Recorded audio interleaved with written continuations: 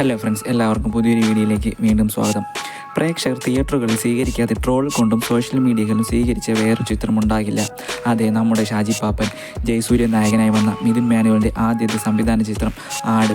വിജയ് ബാബുവും സാന്ദ്ര തോമസും ഒരുമിച്ചുണ്ടായിരുന്ന സമയത്തുള്ള Friday film ഹൗസിൻ്റെ പ്രൊഡക്ഷൻസ് വന്ന ചിത്രമാണ് ആട്.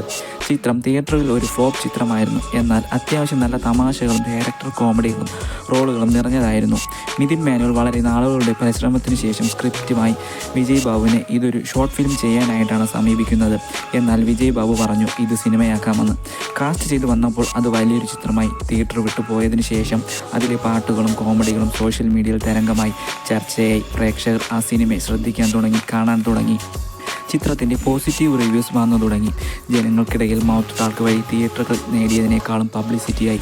അങ്ങനെ ആട് 2 വരുന്നു. ഇത്തവണ മിഥുൻ മാനുവലിന് തെറ്റിയില്ല. ആട് 2 ഹിറ്റായിരുന്നു. ഷാജി പാപ്പിന് തിയേറ്ററുകളിൽ വൻ വരവേൽപ്പായിരുന്നു. പാട്ടുകൾ ട്രെൻഡായി. ജയസൂര്യയുടെ ഡബിൾ കളർ മുണ്ട് ഒരു ഫാഷൻ തന്നെയായി. അതിനുശേഷം പ്രേക്ഷകർ ആട് ആദ്യ ഭാഗം കാണാൻ തുടങ്ങി. അതും കണ്ടു. മലയാളത്തിൽ പല ഡയലോഗുകളും പാട്ടുകളും പലരും ഓർക്കുന്ന പോലെ ആടും ആട് 2 പറയാനും ഓർക്കാനും ഉള്ള ഒരു സിനിമയായി മാറിക്കഴിഞ്ഞു.